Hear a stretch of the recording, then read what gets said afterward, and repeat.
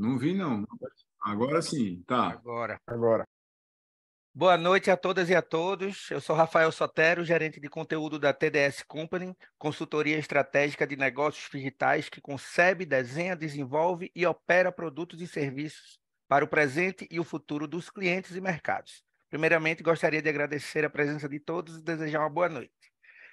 Hoje contamos com a presença do professor de design da Universidade Federal de Pernambuco, PhD em computação e cientista associado da TDS, André Neves, para falar do Tao de Zhai, conceito inspirado na filosofia e cultura chinesas que abre caminhos alternativos para a inovação. André Neves organizou o conteúdo sobre o assunto em um livro muito bacana que está disponível para download gratuito em nosso site tds.company. Nele você vai conferir um framework que conta com uma perspectiva única e poderosa, capaz de transformar empresas de todos os tamanhos. Antes de passar a palavra para o nosso convidado, queria lembrar a todos que o chat vai ficar disponível para vocês fazerem suas perguntas e, ao final, o professor André Neves vai responder uma por uma. É isso, professor. Boa noite, André. Quem manda no meu tempo. É isso mesmo. Vamos embora. Pessoal, boa noite. Eu vou compartilhar aqui meus slides com a gente conversar. Essa é uma conversa boa e conversa de fato. Conversa para todo mundo. Conversa de aprender juntos. Assim. É um ambiente que eu estou começando a descobrir e eu vou contar um pouco da história de como é que surge essa história aqui. Né? O documento que Rafael acabou de anunciar aí, o tal do Tianjai, que está disponível para download no site da TDS, ele tem, na verdade, o conteúdo é um framework de design que usa alguns conceitos chineses. E aí, de onde é que vem esse negócio? André morou na China? Não, morei na China nada. De onde é que veio essa história de produzir ou propor um framework de design a partir de palavras ou princípios e conceitos chineses? Vem de um grupo de WhatsApp, onde eu estava discutindo com algumas pessoas, eu fui convidado por esse grupo, e aí no debate do grupo era sobre autoria, direito autoral, propriedade privada, propriedade intelectual e inteligência artificial. A gente estava com um tema bem distante desse daqui, né? E no debate, uma das pessoas, Carlos Souza, casal, colocou lá esse livro aqui, de Byung-Chul Han, e disse, André, era bom ler isso aqui, Tianjai, Desconstruções em chinês, né?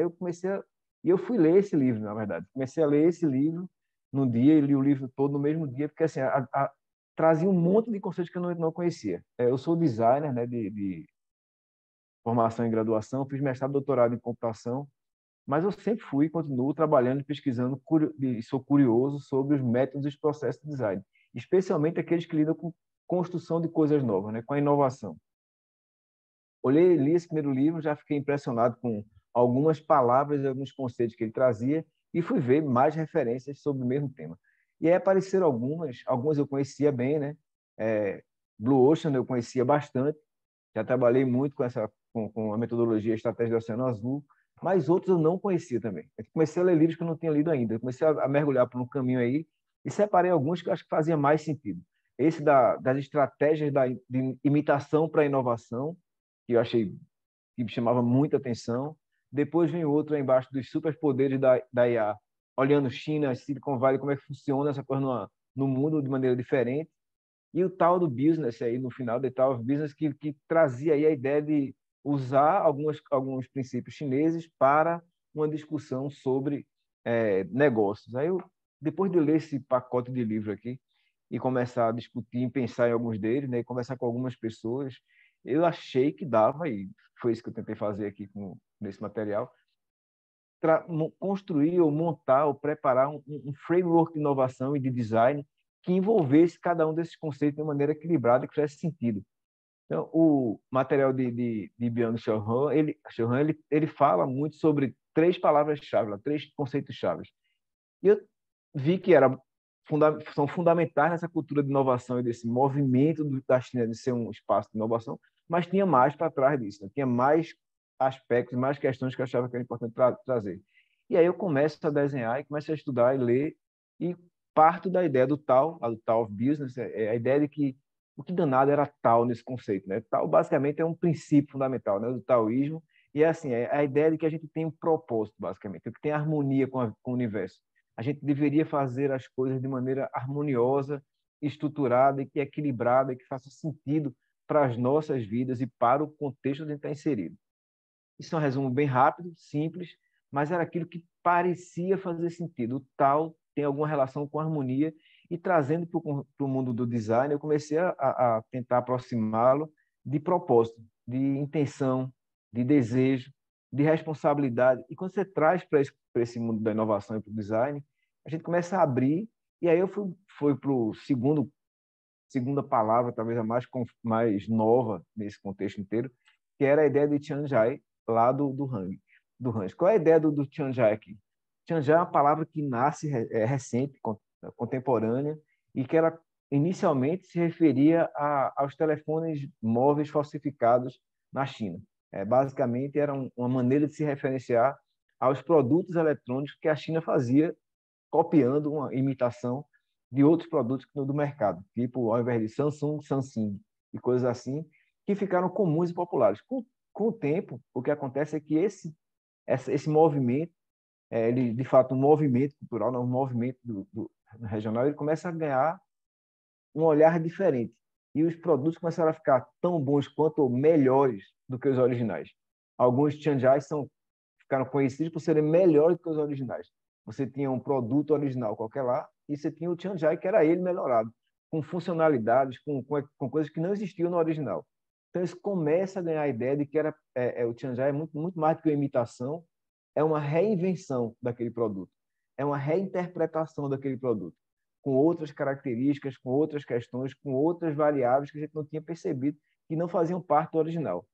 Aí começa uma discussão enorme sobre cópia, plágio, e a gente traz isso diretamente agora para o mundo da inteligência artificial, onde todo mundo questiona o fato de que a gente trabalha, e ela trabalha fazendo cópias de imagens que ela conhece na internet, aprende na internet, e aí ao aprender textos ou imagens, ela copia e ela faz plágios.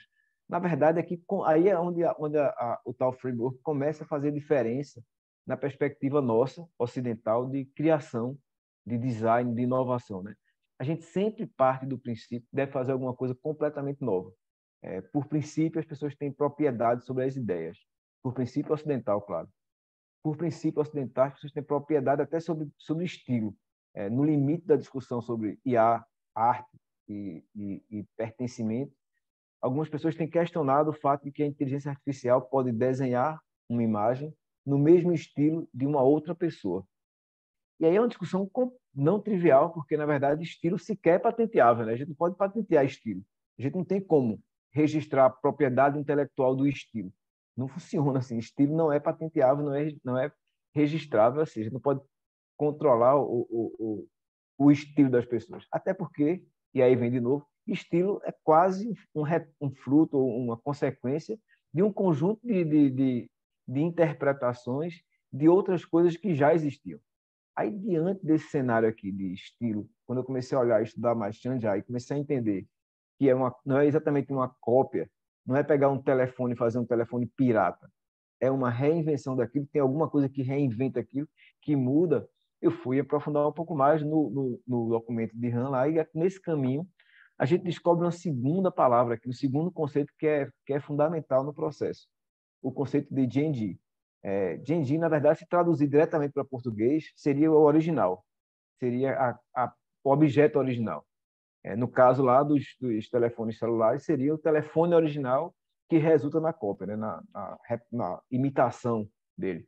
Mas só que, na verdade, Genji, quando você olha com mais cuidado na cultura oriental, ele é muito mais um ponto de partida do que, de fato, um original para ser copiado. Porque a ideia de que tudo está sempre evoluindo, tudo pode evoluir e pode continuar sendo modificado. Diante dessa visão aqui é que muda um bocado para mim, como designer, o ponto de partida de um projeto, de uma inovação. A gente normalmente, no Ocidente, a gente parte de ideias e vai depois olhar similares, concorrentes, outros produtos para poder fazer ajustes e ver o que a gente faz. Nesse caso, o ponto de partida ele é exatamente o outro, o que já existe, que já está pronto. Aí eu comecei a fazer referência aqui com a história da biomimética, né? A gente trabalha muito em design o conceito de biomimética, onde a gente vai buscar inspirações na natureza para produtos artificiais. Você pode olhar por exemplo, a textura de uma concha do mar, e a partir daquele grafismo você pode construir um conjunto de imagens e montar uma estamparia para tecido, por exemplo. Então, isso é possível, a gente faz, isso é muito comum em design.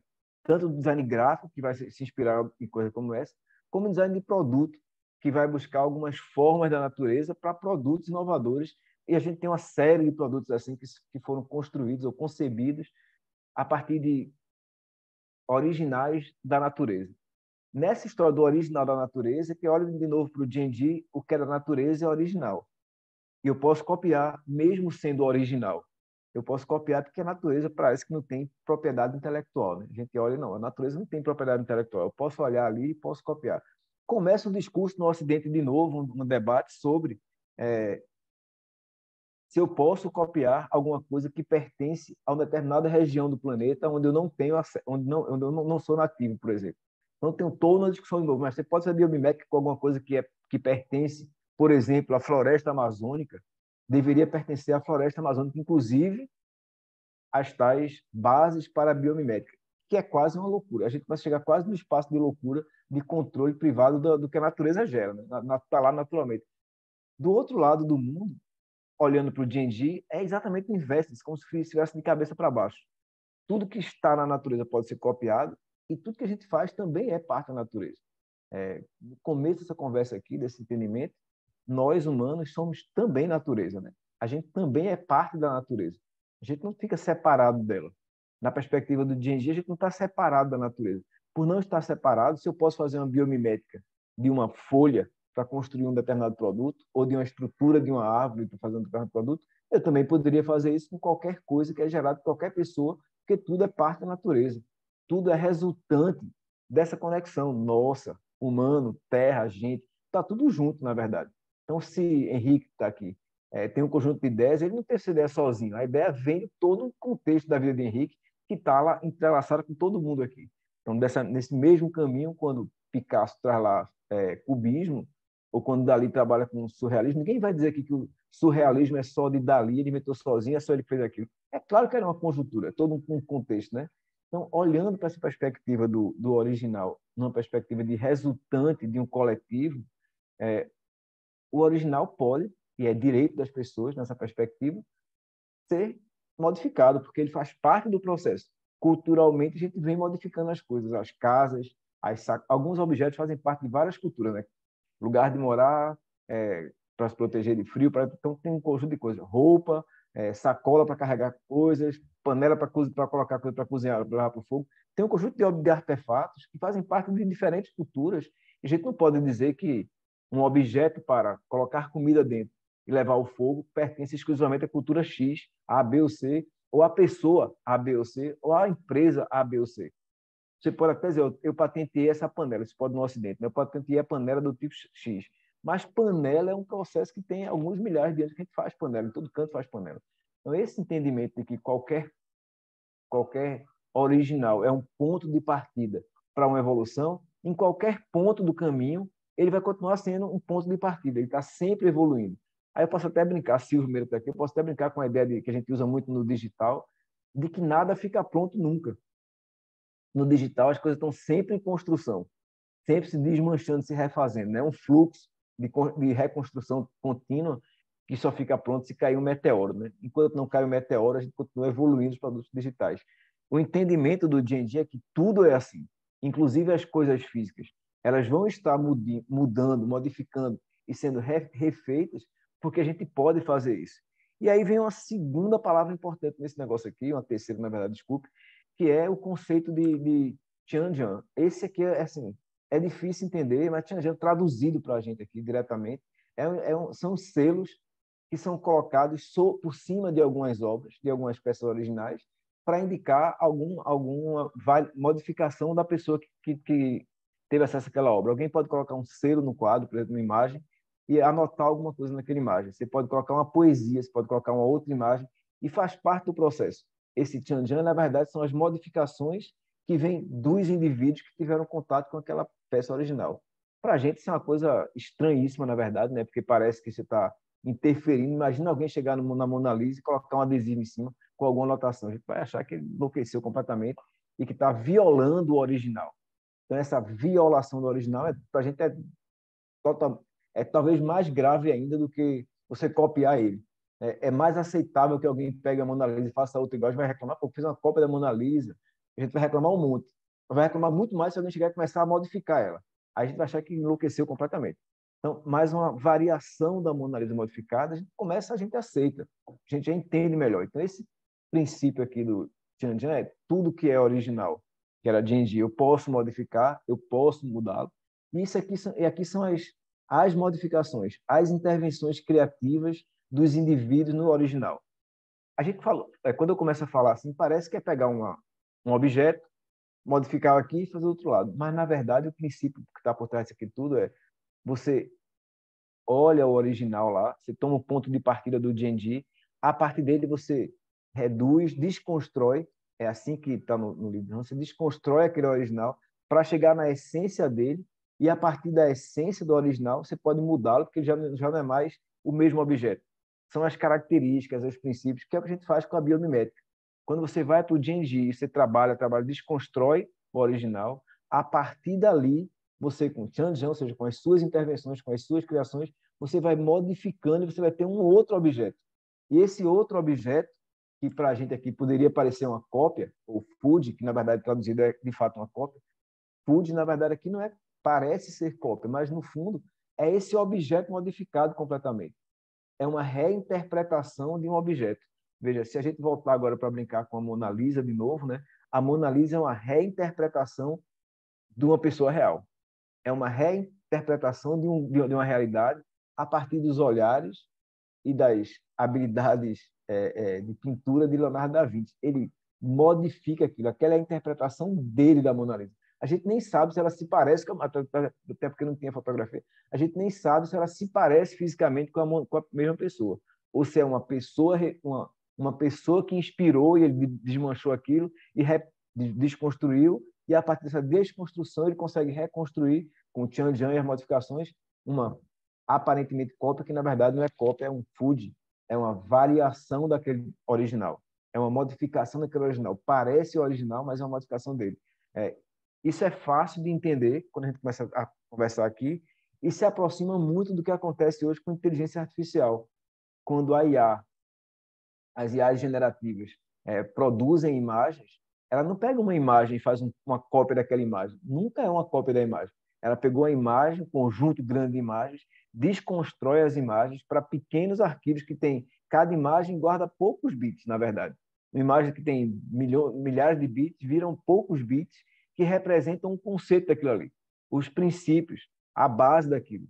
Depois ela é transformada. O Tianjin é uma transformação, né? Ela é transformada numa nova imagem, que é um food, que é uma imagem que veio daquele princípio, mas não é ele nunca mais. Nunca mais será o mesmo. Então, nessa perspectiva que eu comecei a trabalhar aqui, bom, se a gente tem o conceito de Tianjin, que é eu consigo fazer coisas que não são exatamente imitação, porque eu tenho um caminho, o caminho de olhar para o original, ou seja, o Genji, eu olho para ele original, o caminho do Tianjin, eu posso fazer modificações dele para desconstruir, e aí eu reconstruo ele com a outra perspectiva, e aqui eu gero uma cópia. Esse é basicamente o livro de Han que está lá. Ele basicamente fala disso aqui. O que é que eu comecei a trazer a mais do que isso nesse conceito, né? A ideia de que, no nosso contexto ocidental de inovação para design continuado, as coisas não têm fim.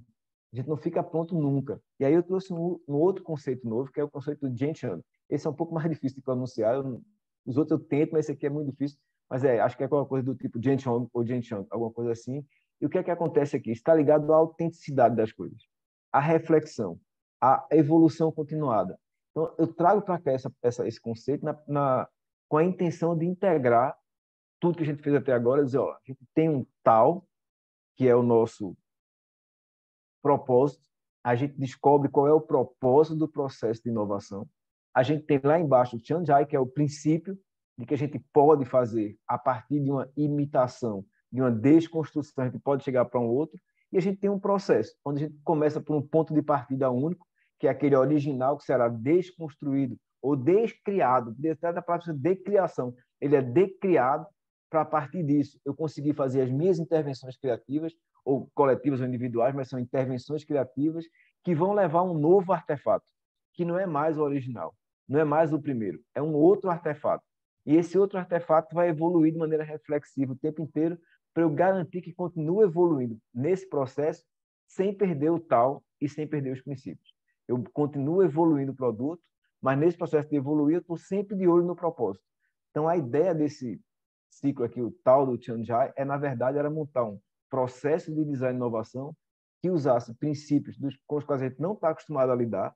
A gente não parte de um brainstorm, a gente não parte de olhar as dores das pessoas. A gente parte de uma coisa que já existe, de um objeto. A gente parte de um produto, a gente parte de um serviço.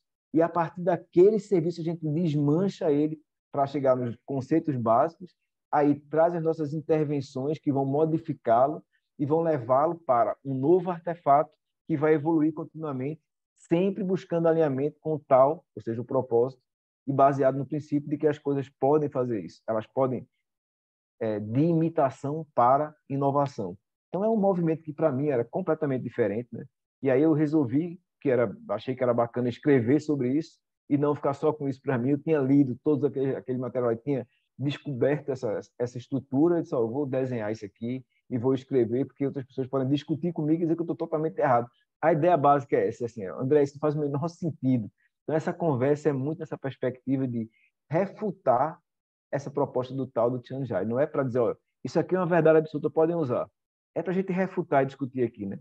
Desse movimento todo, quando eu cheguei nesse desenho aqui, que tem um processo, de fato, descrito, eu comecei a tentar levantar quais são as questões básicas para a gente conseguir descobrir, ajudar as pessoas a descobrir o tal, o Genji, o Tianjin, o Tianjai e assim vai. E aí, o que é que eu fiz?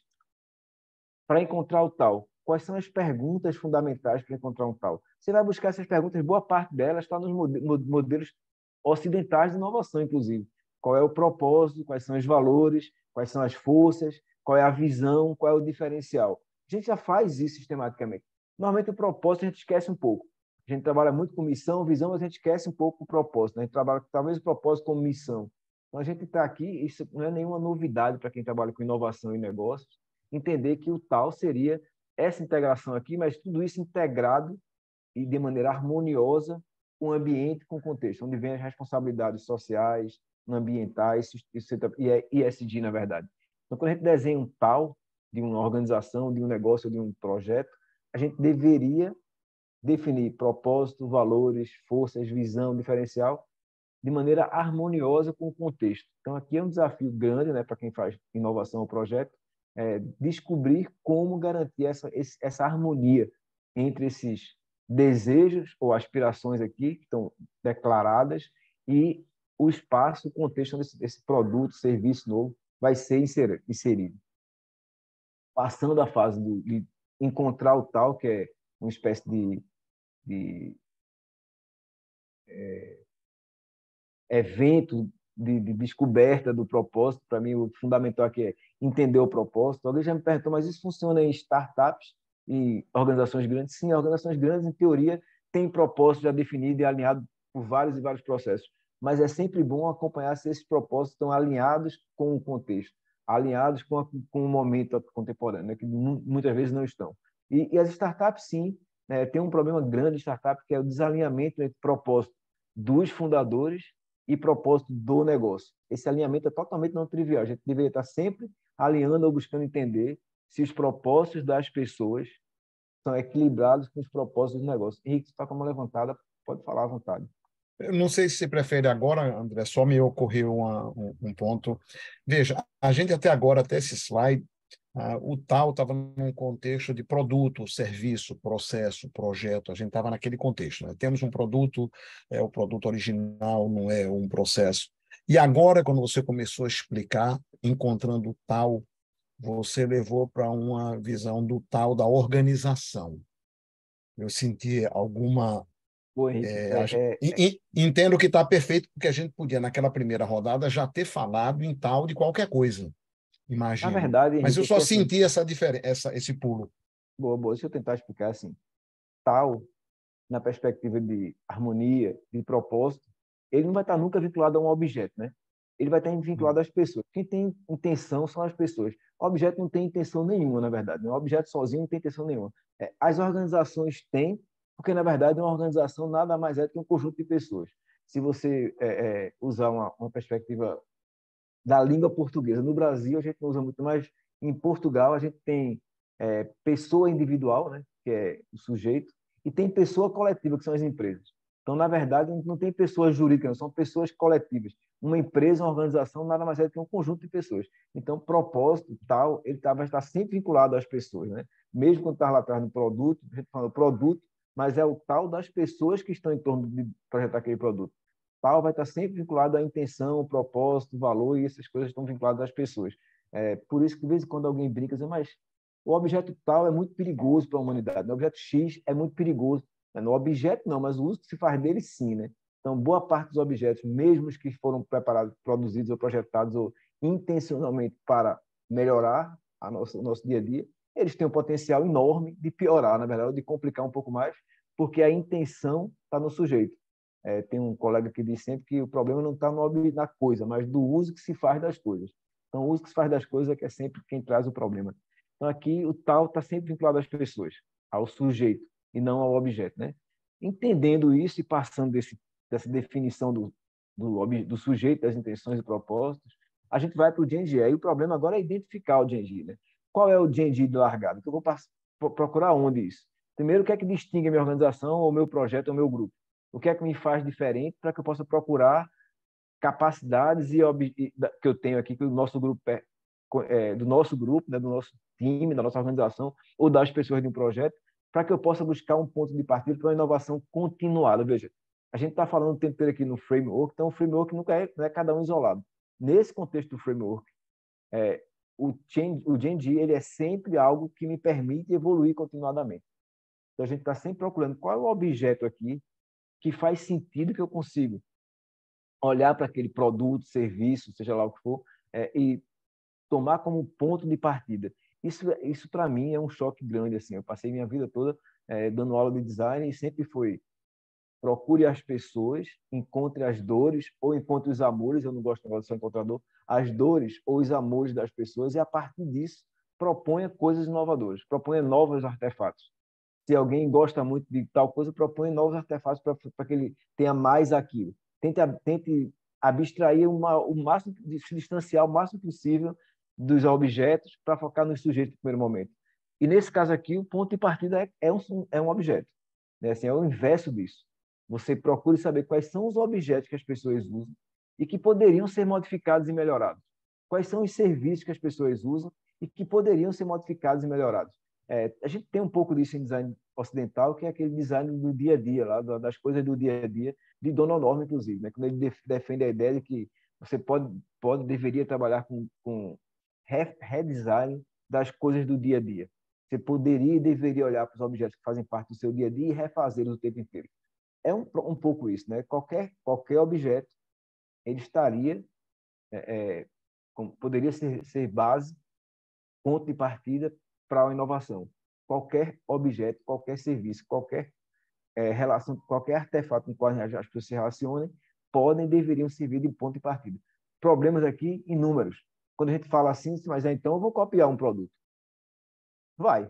Copiar não. Você vai desmanchar o objeto original conceitualmente para abstrair completamente do objeto e, a partir disso, reconstruir quando você vem para um outro momento e dizer, quais são os elementos únicos que eu vou poder adicionar àquele objeto? Quais são as transformações que eu vou trazer para aquele objeto? Quais são as influências externas e internas que eu vou trazer para mudar aquele objeto completamente? Aqui a gente está modificando. São os selos, né? Na verdade, não os selos materiais, mas os selos de criação. São os marcadores de criação, os marcadores da transformação. O que é que eu, enquanto organização, enquanto grupo, vou trazer de novo para aquele objeto, para aquele serviço, para aquele artefato que me serviu lá atrás de base de entendimento, onde eu desconstruí ele, eu decriei ele para o mais abstrato possível e, a partir disso, eu vou recriá-lo agora com um conjunto de variações que não era sequer previsto nem faziam parte daquele objeto. Então, é um movimento de desconstruir e reconstruir. Esse processo aqui é muito parecido com o que acontece com a IA generativa. Ela desconstrói as imagens e ela reconstrói outras imagens.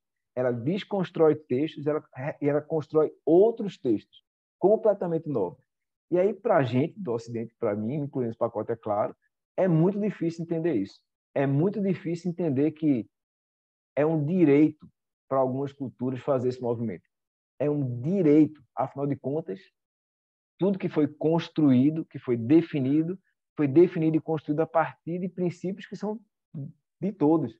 Não foram das pessoas. Casal chegou aqui, Casal, não sei se estava no começo, eu falei que tudo isso começou com um livro que você indicou para a gente ler lá atrás, do Han. Então, assim, a gente começa essa conversa a partir de uma leitura que o Casal indicou, e assim, dessa leitura trouxe outras, a gente trouxe outros debates, a gente começa a desconstruir de novo a história da deconstrução, né? A gente desconstrói o conceito para trazer para um outro conceito, um conceito que é híbrido, ocidental, oriental, o tempo inteiro. Eu não vou conseguir fazer uma definição ocidental, oriental, porque não é meu papel, não tem a cultura, e muito menos ocidental pura depois de ter lido o que eu li aqui. Então, uma série de questões que aparecem aqui, eles são de um movimento de desconstrução para reconstrução. Na verdade, aqui o Tianjin é como é que eu reconstruo? O que eu abstraí completamente. Eu tinha um objeto e ele virou só conceito. Quando o objeto vira conceito, ele não pertence mais afinal de contas, conceitos e princípios não deveriam pertencer a pessoas, organizações, porque eles são resultantes de um conjunto de construções da humanidade como um todo. Então, a gente desconstrói, abstrai, chega no nível de conceito, a gente volta e reconstrói agora com as nossas intervenções. E, provavelmente, o resultado é que o nosso food não será sequer percebido como original mais. Ele é um outro objeto, ele é uma outra coisa, ele é um outro serviço, ele é um outro, não é uma cópia, ela é uma outra coisa, ele é um outro artefato. E aí, de novo, qual é a essência desse novo artefato, do núcleo que serviu de base para o food? Quais são os componentes? Como é que eu vou alinhar o food com os objetivos gerais lá atrás do tal? Aqui são perguntas que eu já trouxe, que não estavam no livro do Han lá, casal, que assim, como é que eu alinho o meu novo artefato com o meu propósito, com a minha missão, visão, valores? Não é simplesmente chegar e fazer um food, é fazer um food que tem alinhamento com o propósito. E aí começa a trazer para a história dos negócios pequenos, grandes e médios de todo tamanho, aonde um empreendedor deveria ter propósito e a partir disso ele começa a desmanchar, reconstruir, refazer, criar o novo, que na verdade nunca, o novo é completamente novo. Essa é a ideia daqui. O novo não é completamente novo, o novo é resultante das suas intervenções no que já existia, não tem jeito. A gente não vive no mundo paralelo, a gente vive no mesmo mundo. Então, tudo que a gente cria, conservar, é resultante desse processo. Em alguns lugares isso é mais explícito, e quando isso é mais explícito, incomoda mais a gente, mas, de uma maneira geral, o processo de descobrir, desmanchar, desconstruir, reconstruir, refazer, gera foods que são inovadores, que são, em alguns, no limite, irreconhecíveis. Os Gen. Você não consegue nem reconhecer mais de onde é que veio. Muitos deles você consegue. O problema nosso é que a gente tem graus de a gente aceita quando a gente não consegue perceber nunca mais. Mas a gente não aceita quando a gente percebe o outro. E aí fica difícil, porque na verdade é como se eu posso desconstruir completamente o conceito, fazer uma coisa nova aqui, isso eu posso. Mas se tiver alguma similaridade, eu não posso mais. Aí vem o conceito de plágio e vem os limites ocidentais do plágio. Aí é um outro universo, né? E, de novo, a conversa começou com IA, arte, e aí plágio de estilo é difícil. Alguém me perguntou uma vez se eu achava razoável uma inteligência artificial desenhar uma imagem a partir dos princípios cubistas de Picasso. Olha, razoável eu acho. Na verdade, eu poderia citar agora com papel aqui e começar a fazer, porque eu aprendi, eu por acaso vi várias obras de Picasso, vi a Guernica, eu poderia fazer uma coisa aqui nova, que, veja, vai ficar medíocre, porque eu não sou Picasso. Vai ficar medíocre, eu consigo fazer, eu consigo, né? Então, assim, a gente consegue, a gente faz assim. A gente sempre aprende do que a gente vê o tempo inteiro. O que a gente faz é, se eu pegar e tentar fazer uma Guernica igualzinha aqui, eu estou fazendo um plágio. Mas se eu fizer um outro objeto aqui, que é cubista, segue os mesmos princípios dele, não é plágio, não. É a minha interpretação daquilo. Então, eu desconstruí, entendi os princípios, e eu apliquei meus Tianjin Live, meus marcadores de criação, e eu trouxe uma coisa nova. Esse movimento é completamente diferente de uma cópia e de um plágio. Então, é nesse entendimento que a gente está trabalhando aqui. O entendimento de que os objetos, artefatos, serviços, eles podem ser desconstruídos para chegar no nível de abstração tão grande que ele pode ser refeito, aí recriado a partir de intervenções de marcadores criativos que são os selos lá do Tianjin, e com isso eu consigo começar a trabalhar no food, que é um outro artefato, não é o mesmo artefato. E vem o último elemento aqui do framework, que era como é que diante disso aqui, o que é que tem de novo nesse movimento, que não é o mesmo movimento do Han? É que aqui tem o Gentian lá, que é a ideia de que eu consigo fazer isso continuadamente. Eu continuo fazendo. É um ciclo, eu estou sempre rodando nesse processo. Eu estou sempre rodando no original, que vai daqui a pouco o original é o meu mesmo, que já vira o original para o que eu vou refazer. Então, a segunda rodada desse ciclo, o Genji já é o que eu já fiz. O meu original vira o Genji. E esse meu original já vai ser modificado de novo, e é assim o tempo inteiro. Acho que a Casal está com a mão levantada aqui. Se quiser falar, fica à vontade. Então, André, primeiro, obrigado aí pela referência aí. Tem anos que eu estudo o Tian Chai aí e fico feliz aí que você tenha conseguido construir o livro em cima da base aí desse tema, que é muito relevante para nós aí, principalmente por causa dessa conexão que nós precisamos fazer com o Oriente, né? Então, assim, essa visão do Ocidente com relação ao Oriente e como o Oriente trata determinados pontos, por exemplo, como a inovação, é muito importante para a gente entender e entender. E você fez aí um livro aí que com certeza vai ser muito importante para nós daqui para frente. Então, parabéns. Obrigado você pela referência. A gente tem tentado entender, eu acho que a gente está no momento de começar a entender que tem uma perspectiva diferente. E o que eu consegui trazer para cá é que essa perspectiva está muito alinhada com os princípios de inteligência artificial que a gente está discutindo o tempo inteiro. E é por isso que alguma hora lá na referência tem um livro sobre inteligência artificial em Silicon Valley, mas também na China. Como é que isso funciona hoje? Como é que isso traz para o mundo? Bia, tu está com a mão levantada. Boa noite. Boa noite, André. Eu estou curiosa assim, para te fazer uma pergunta. Já pode fazer pergunta? Claro que sim. Então, bom, adorei tudo, a conversa, eu leio sobre taoísmo e toda essa filosofia oriental me interessa sempre. O que esses conceitos em que eles tangenciam ou se diferenciam, né? Aonde que tem alguma sintonia com algo que eu escuto também vocês falarem em alguns momentos, com a destruição criativa. Boa. Exatamente. Esse é o movimento, Bia, assim, a destruição criativa, né? Quando você parte do original, aquele Genji que está lá atrás, que é o original, a origem, né? O ponto de partida, ele precisa ser desconstruído. Não vou simplesmente fazer uma cópia. Se eu pego o original e faço outro igual, é uma cópia. Mas se eu desconstruo ele vai sair longe de ser uma cópia, porque eu desconstruí, cheguei nas bases conceituais dele, e a partir daqui eu vou colocar a minha fazê-lo. Eu vou fazer um novo, um outro artefato. Então, sim, o D&D, na verdade, o princípio eu falei descriação ou decriação, né? É uma desconstrução criativa. Você vai olhar, não é uma engenharia reversa. Veja, muitas vezes isso é mal entendido como engenharia reversa. Você pega um objeto, faz engenharia reversa e repete o mesmo objeto lá de cá. Não é esse o princípio. Não é o princípio da engenharia reversa. É do design reverso. É de desconstruir a criação para, a partir dela, criar. Então, é completamente diferente. Né? Eu não tinha trabalhado com essa perspectiva em nenhum momento antes. Fiquei bastante impressionado com o processo. Estou começando a fazer experimentos com o grupo. Eu comecei a tentar relacionar com coisas que a gente já faz. No mundo digital, isso parece ser muito comum, por mais que a gente não perceba. Né? A ideia de que a gente não tem patente de software, por exemplo. Não existe. Patente de software não se faz.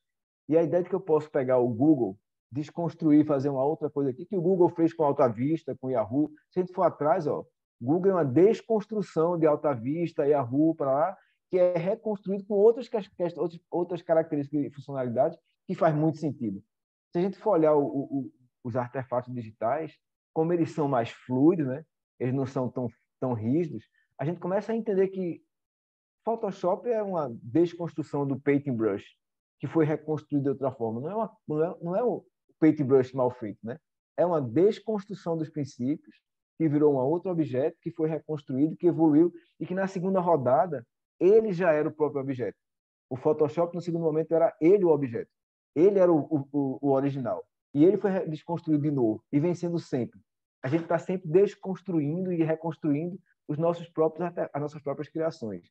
Então, assim, nesse contexto digital, eu consigo ver claramente esse ciclo aqui acontecendo quase sem a gente perceber. A gente quase não se dá conta. Estou vendo o Luiz Eduardo aqui com a câmera aberta. O Luiz é designer de produtos digitais. Ele é o designer do produto da plataforma Estratégia. E ele está lá o tempo inteiro desconstruindo a plataforma que ele desenha e ele redesenhando ela de novo. Então, assim, no primeiro momento, eu nem sei qual o ponto de partida. Se eu for procurar agora qual é o ponto de partida para a Estratégia, eu poderia buscar em vários pontos de partida de 10, de 12, de 15 anos atrás, de outros artefatos com os quais eu já tive contato, a gente já trabalhou e que a gente foi desconstruindo ele até chegar em Estratégia. A gente desconstrói, a gente reconstrói, faz uma coisa nova e daqui a pouco essa coisa nova vai ser reconstruída de novo e vai sendo desconstruída e reconstruída o tempo inteiro. Então, o movimento que a gente vê aqui é entender que isso faz sentido, inclusive, para os artefatos físicos. E é onde entra aí, acho que alguém me perguntou uma vez sobre o problema da cópia. Né? O problema da cópia era, o começo disso aqui, caso eu estava na discussão, o começo era a autoria e inteligência artificial. Os sistemas inteligentes, eles não fazem plágio. Eles não pegam um objeto e copiam igual do outro lado de jeito nenhum. Eles desconstroem para poucos bits de novo e ele reconstrói. Quando ele gera uma imagem, quando ele gera um texto, aquele texto não é uma cópia do outro texto. É um outro texto, foi transformado no caminho. O Tianjin é a transformação. A gente podia brincar aqui, ó. O Tianjin é a transformação do texto original, que foi desconstruído, o Genji foi desconstruído, e essa base que está aqui é reconstruída a partir de criações que são as interfaces generativas ou as inteligências artificiais generativas. O casal estava com a mão levantada, eu acabei não deixando. Não, é só um ponto importante aí, é essa visão da China de que o que é bom vai ser copiado. Então, se realmente a coisa for boa, né, vai haver cópias. E no Ocidente é justamente o contrário, né? Tem essa questão do plágio. Então, assim, tem essa visão também que é um pouco diferente, né? A visão oriental, principalmente dos chineses e dos ocidentais. Isso, eu acho que assim, o importante dizer aqui o que é bom vai ser copiado, é perigoso para a gente, né? Mas o que é bom pode ser transformado. E o que é bom não foi de uma pessoa. São duas coisas importantes. O que é bom não foi de uma pessoa só, né? É resultante de um conjunto de coisas, de um conjunto grande de pessoas, do mundo todo, na verdade. Tudo que a gente cria é resultado de um contexto onde a gente está inserido.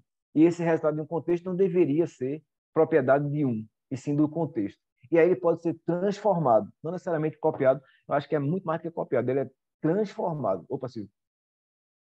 André, talvez seja importante dizer aqui no meio dessa história toda que quando a gente fala, por exemplo, de teorias, de métodos, de processos, a gente já faz isso há muito tempo, né? O Standing on the Shoulders of Giants vem exatamente daí, quando você atribui, diz, olha, isso aqui começou com fulano, mas eu transformei a teoria dele todinha, é um shanzai de uma teoria, porque a teoria não explicava determinadas coisas. E, de uma certa forma, a teoria está na natureza. Foram pessoas que criaram, então ela está lá na natureza e a gente pode mexer com ela. Eu acho que tem uma coisa, quando a gente olha para o Tao of Shanzai aí, o caminho da transformação ou o propósito da transformação, é que talvez a gente pudesse, inclusive, inverter a história e dizer que o propósito é a transformação contínua. É o redesenho absolutamente contínuo de absolutamente tudo. Porque senão a gente cai numa armadilha fatal, que é o seguinte, é a armadilha de Copérnico, né? A gente achar que a gente é especial e o espaço-tempo onde nós próprios fizemos determinadas coisas é definitivo. Parou ali e, a partir daí, a humanidade tem que ficar naquele estado que nós desenhamos. Não pode ser assim. Então, o propósito, para mim, é a transformação dos negócios, dos produtos, dos serviços, dos projetos, das pessoas, das organizações, do próprio planeta. Boa. A gente podia brincar muito mais com Heráclito do que com outras criaturas no caminho, né? Que está sempre uma renovação continuada, né? A gente deveria estar renovando.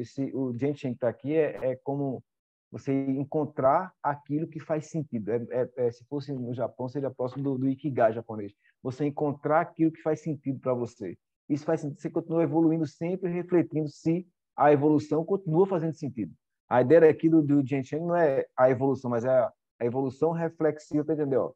Eu continuo evoluindo porque continua fazendo sentido ao meu propósito, aos meus princípios, aquilo que eu quero continuar fazendo. Então, a ideia desse desenho aqui É basicamente entender que a gente pode, inclusive, fazer, deve fazer, esse mesmo movimento quando a gente modifica as teorias. É assim sempre, você tem toda a razão. As teorias estão postas para serem questionadas, refeitas, redistribuídas, até porque os conceitos, os contextos mudam, né?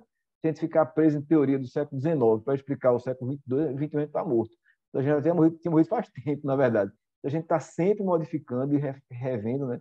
De vez em quando alguém diz, eu lembro uma discussão algum tempo atrás sobre signo, e aí eu estava num debate sobre signo e semiótica, o grupo de semiótica, e alguém disse, mas Peirce disse assim, ele não falou isso não. Eu disse, claro, né?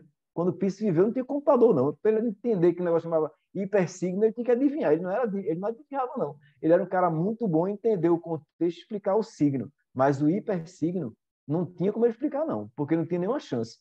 Isso não existia para aquela realidade dele. Não fazia sentido. A gente tem brincado com algumas apresentações assim, a gente falou ontem na reunião sobre educação, né? Da zona de desenvolvimento digital, que é uma reinterpretação da teoria de Vygotsky, da zona de desenvolvimento proximal. Proximal físico fazia sentido para Vygotsky em 1930. Mas em 2023, a gente tem outras formas de se aproximar, de trocar experiências que não necessariamente passam pela proximidade física, né? Inclusive com inteligências artificiais no contexto. Então, a gente está aqui, a ideia era apresentar esse movimento que eu estou começando a mexer com ele, a ser curioso em torno dele, né? A ler um pouco mais e tentar entender. E eu tentei foi traduzir o que eu tinha lido nesses papers que estão lá para alguma coisa que ficasse mais fácil para a gente conseguir ler e discutir. É quase um resumo do que foi lido, transformado de novo, a transformação, né? Transformado numa história de um framework. Oi, Diana. Só estava curtindo mesmo, André. Mandei uma reação aí, porque Boa. eu não tinha tido tempo de ler ainda o livro, mas eu adorei a apresentação e estou animadíssima agora para ler tudo e discutir Boa. posteriormente. Boa, vamos embora. Que a ideia é essa, a gente conseguir dizer, ó, tudo que a gente faz vai ser original da gente, vai ser o D&D de novo da gente. Nunca está pronto. Se vive falando isso, nada está pronto nunca. Se a gente entender que tudo é D&D, mesmo que a gente cria, a gente vai sempre estar fazendo Chan-Jian, Food, e está sempre refazendo isso e refletindo sobre isso. Então, todos os objetos, artefatos, serviços, produtos de uma organização e a própria organização precisam mudar o tempo inteiro. Precisam estar sempre mudando e mudando não de qualquer forma. Mudando em função de uma desconstrução, descriação, como disse Bia, para uma reconstrução, uma transformação, como falou o Casal lá atrás, uma regeneração daquilo e olhando, inclusive, para as pessoas, que deveriam também estar abertas para mudar o tempo inteiro, rever seus conceitos, suas teorias. Isso explica muito uma discussão que a gente tem no doutorado, né, que é assim, um dos desafios para o aluno do doutorado é perder a fé no que ele acha que é verdade. Todo aluno chega do doutorado cheio de fé. Eu tenho certeza que a minha hipótese vai lá. Veja, se você acabar tendo certeza que você não tem fé em nada, que tudo pode dar errado, melhorou muito. Porque o princípio básico de fazer uma pesquisa no nível de doutoramento é você refutar suas hipóteses. Então, esse processo parte do princípio que a gente está sempre olhando para os D&D para desmanchar ele, para recriá-lo, para transformá-lo, para refletir de novo, se faz sentido e volta de novo e roda novamente. É isso, a apresentação eram esses slides e assim, eu queria convidar vocês para conversar um pouco mais, quem quiser falar, fique à vontade. Foi bacana ter falado. Não sei se Rafael tem as perguntas de algumas pessoas, se querem falar alguma coisa. Rafa? Fala, André. Obrigado aí mais uma vez por uma aula. Parabéns pelo livro. As pessoas já foram perguntando ao longo da live, né? Então a gente não colecionou perguntas dessa vez, não. Se bem que Diana perguntou aqui se você já falava chinês antes de escrever o livro. Nem antes, nem depois, nem durante. Né? Eu fui ler as pronúncias para ficar menos vergonha. Mas é claro que não é trivial, não. Eu fui ler as pronúncias para ouvir e não é fácil. Massa. Mas eu tenho uma pergunta aqui para te fazer, que é o seguinte: o tal de Shanzai, né, propõe um processo de inovação iterativo e evolutivo. Aí eu lembrei muito aqui da TDS, né, que a gente sempre está falando da inovação pela borda, para que o core business não seja afetado.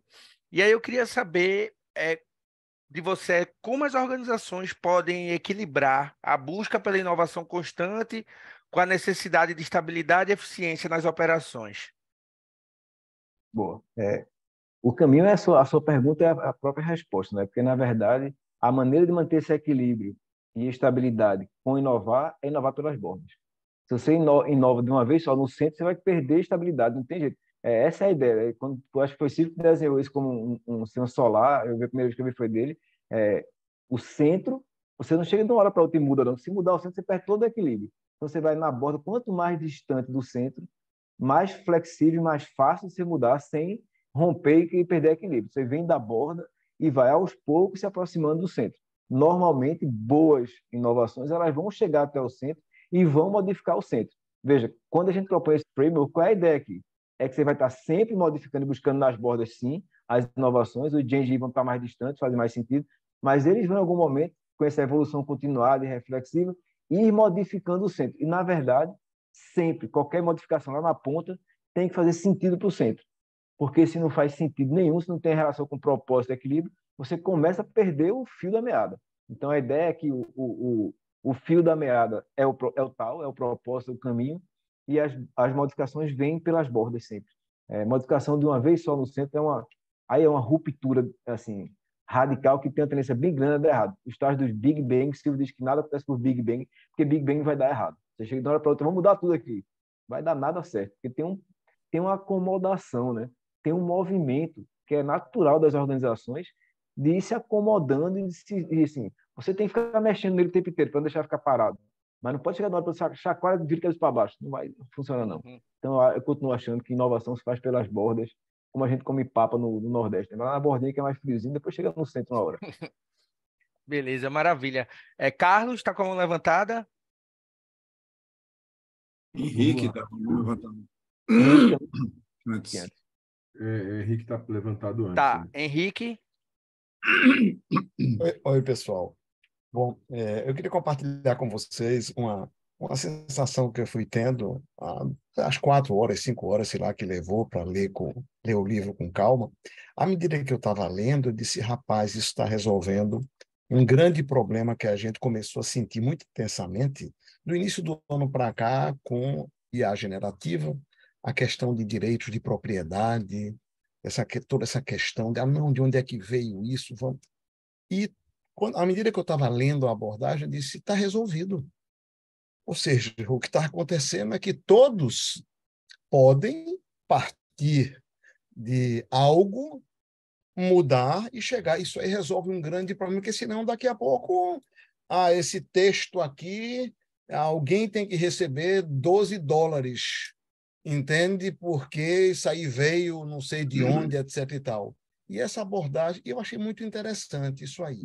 Aí eu refleti um pouquinho, viajei um pouquinho para o mundo físico, onde a gente tem um grande problema, né? A gente tem 8 bilhões de pessoas na face da Terra, mas a gente tem um cara que inventou não sei o que lá e ganha royalties durante gerações.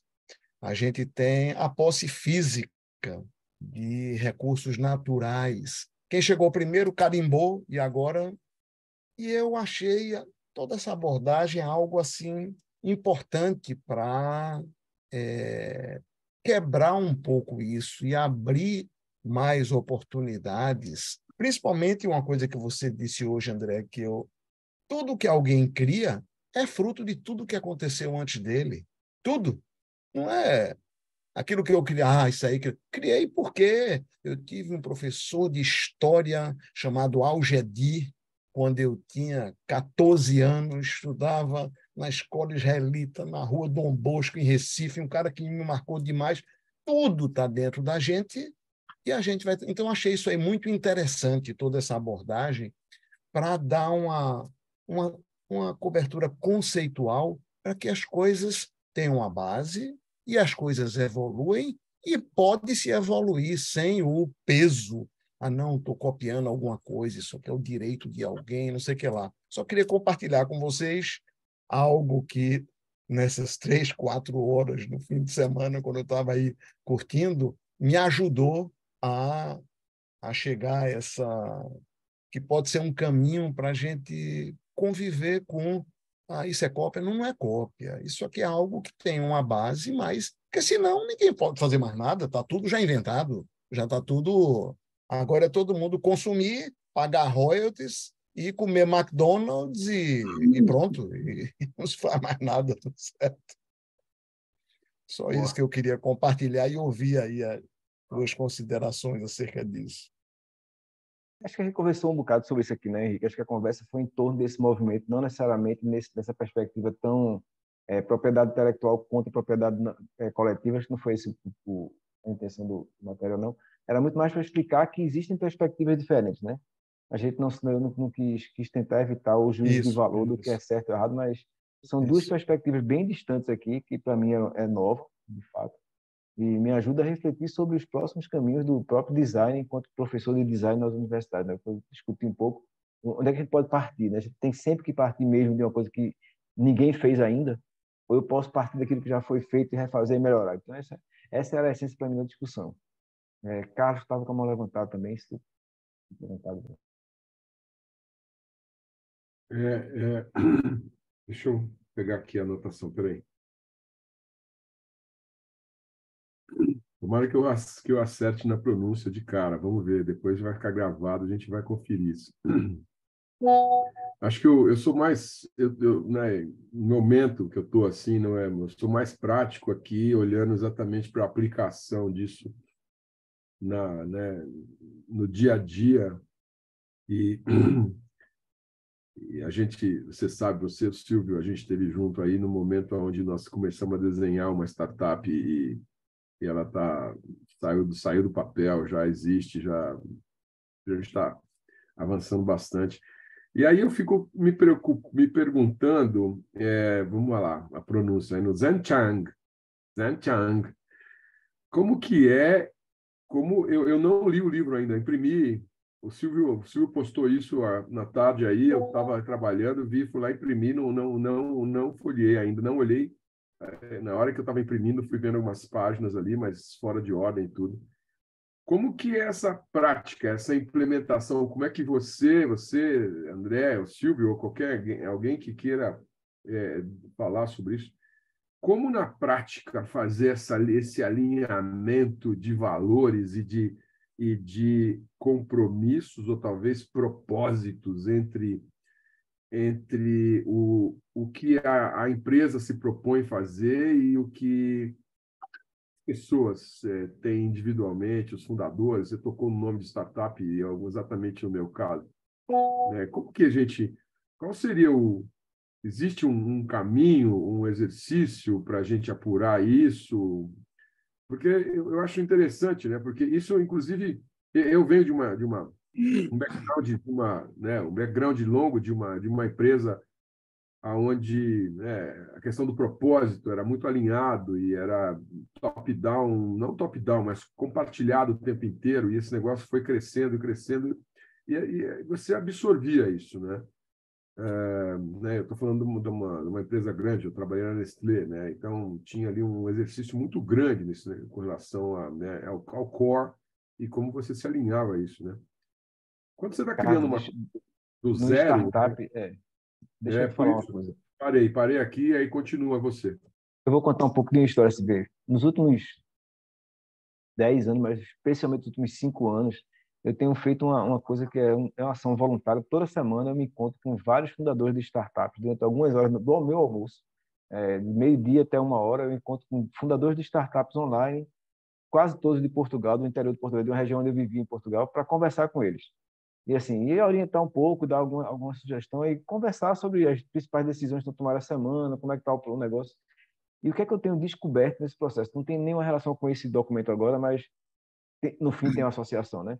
É que as startups que têm dado certo são aquelas em que o propósito do fundador ou dos fundadores é completamente alinhado com o produto, com os serviços que eles prestam, que eles desenvolveram. Veja, algumas startups têm algumas pessoas, porque você sabe que em incubadora todo mundo chega com uma ideia brilhante e que acha que vai dar certo, né? Mas boa parte das pessoas chega com uma ideia brilhante que não é nem dele, é a ideia que está mais próxima de uma oportunidade. E é completamente diferente a oportunidade, objetivo e propósito. As pessoas que chegam com a ideia, eu descobri que tem uma oportunidade aqui muito boa e vou criar um negócio novo. Na primeira oportunidade diferente e aparentemente melhor, ele larga o negócio dele e vai se embora para o outro lado. É só aparecer uma oportunidade diferente. É só alguém chegar e dizer, tem um emprego aqui para você, puf, vai embora, desapareceu. Eu já vi startups que chegam na Europa lá, que assim, o pessoal sai do Brasil para a Europa para montar uma startup, porque vai ter um visto, uma startup visa lá e vai ficar morando. E quando dá 3 meses, ele consegue um emprego e abandona a startup dele. Todo propósito, na verdade, era conseguir se sustentar.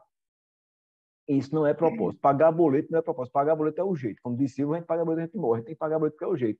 Mas o propósito não está no pagar boleto, né? Às vezes você fica até sem conseguir pagar boleto quando você está muito vinculado ao propósito. Mas a tendência, pelo menos é o que eu tenho visto, é que aqueles que conseguem insistir no propósito, em algum momento, dão muito certo. E aí o dar certo é completamente diferente, porque tem uma relação com felicidade, com alinhamento, que tem relação não só com o Genshin lá chinês, mas também com o Ikigai. Veja, isso não é uma busca só chinesa, né?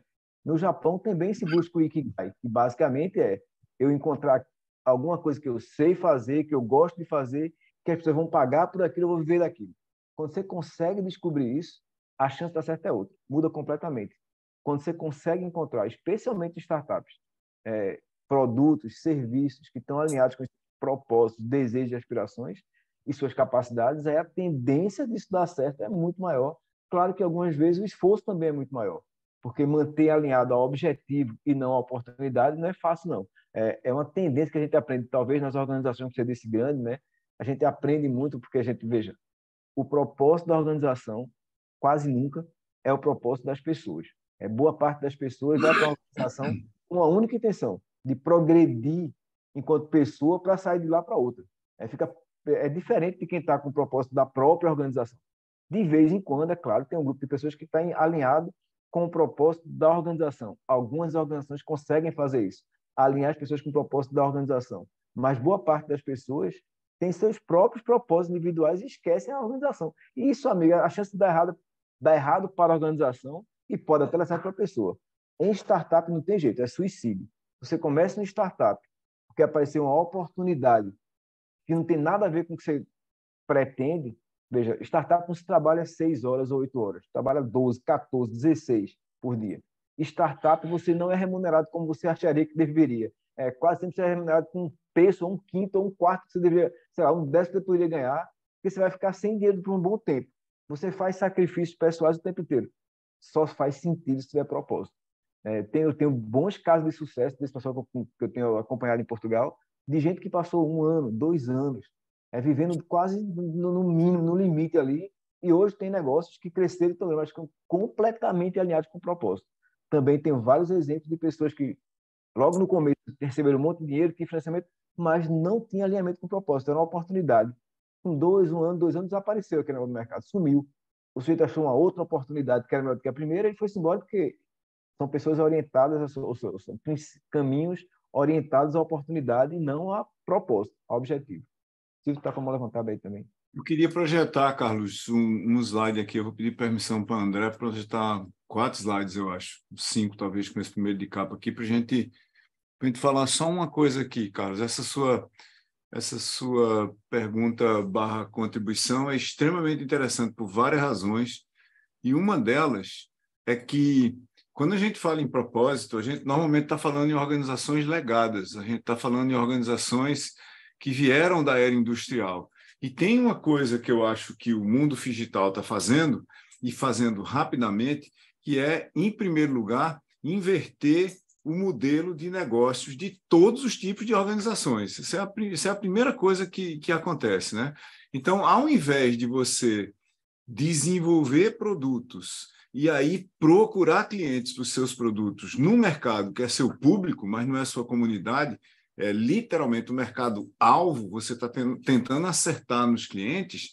Quando a gente vem para uma sociedade em rede, onde você tem ecossistemas de comunidades, o ecossistema é o círculo maior aí, as comunidades as menores dentro dele, o problema se inverte. Você formou as comunidades e está procurando produtos para resolver problemas das comunidades ou serviços que façam um papel similar ou no outro quadrante. Na realidade, o tempo todo você forma comunidades para tentar descobrir quais são os problemas delas. Tem uma frase histórica de gente que entende de comunidades, né? O presidente daquela sopa Campbell's, por exemplo, ele, na década de 50 já, né? 70 anos atrás, ele dizia que a hora de você formar uma comunidade, para seja lá o que você estiver fazendo, é antes de você precisar dela. Ou seja, na hora que você tiver o produto, é tarde demais, porque você fez o produto, às vezes, quem é a comunidade desse produto? É muito difícil achar. Então, o problema é ao contrário. Vamos formar a comunidade primeiro, depois vamos fazer o produto que ela precisa para resolver os problemas que a gente descobriu com ela que ela tem. E isso necessariamente redesenha a organização.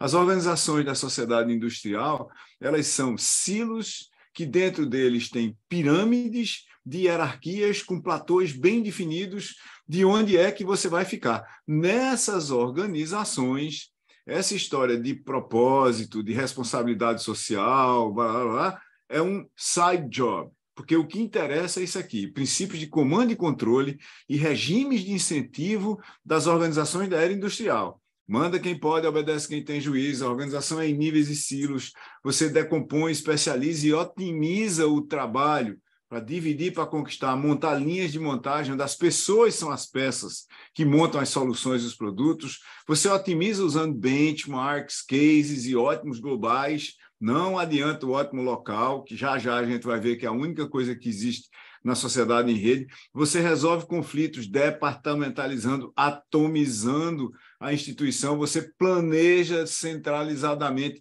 e depois faz endomarketing para convencer as pessoas de que há um propósito, uma missão, valores e assim por diante, objetivos e metas.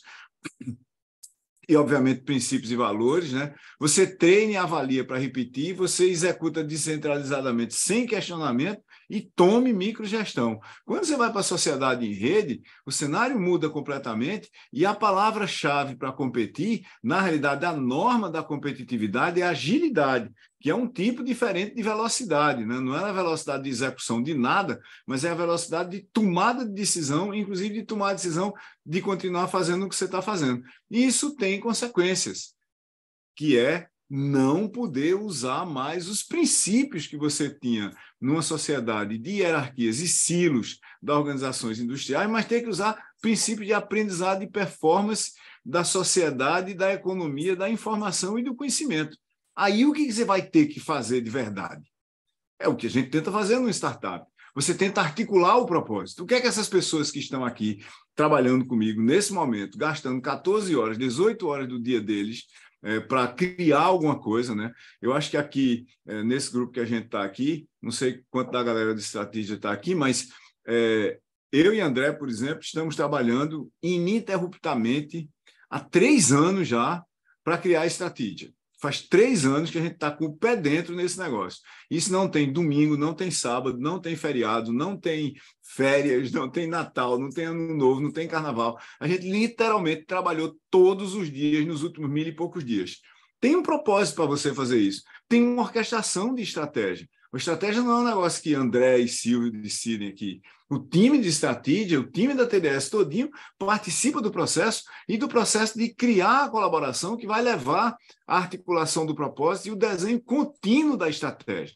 A gente descentraliza a comunicação, distribui decisões, tenta ser robusto, resiliente e responsivo para a gente ter eficácia e eficiência no que a gente faz. A gente é um time muito pequeno, a gente ser resiliente e se ajustar no caos, dar pau, acontece alguma coisa, a gente tem que fazer ali, ser responsivo para reagir a mudanças no momento, ser flexível para ter muito mais formas de criar soluções do que as coisas muito maiores com as quais a gente está competindo, ser adaptável do ponto de vista de mudar processo e a organização na lata, no momento, na hora que precisa, por quem tem a necessidade, e inovador para mudar o negócio, e se não der para mudar o negócio no mercado, mudar o mercado.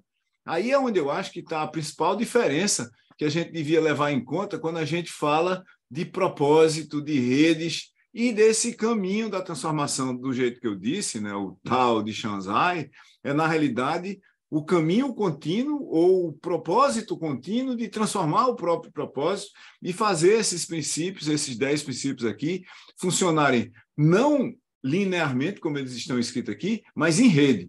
em rede o tempo todo, com uma organização se redesenhando, quase uma organizacional-pofagia, né? Com a organização se devorando a ela mesma, como uma estrela faz, como o nosso Sol faz, para manter sua energia. Muito bom, professor. Muito obrigado. Que beleza de resposta. Muito obrigado. Agradeço você, agradeço ao André, porque foi fantástico. Pessoal, vou ter que rever esse vídeo aqui, porque isso tem muito conteúdo. Muito obrigado. Bia Saldanha queria falar. Pelo menos estava com a mão levantada até agora. Não, eu só estava batendo palminhas. Ah, obrigado, Bia. Obrigado.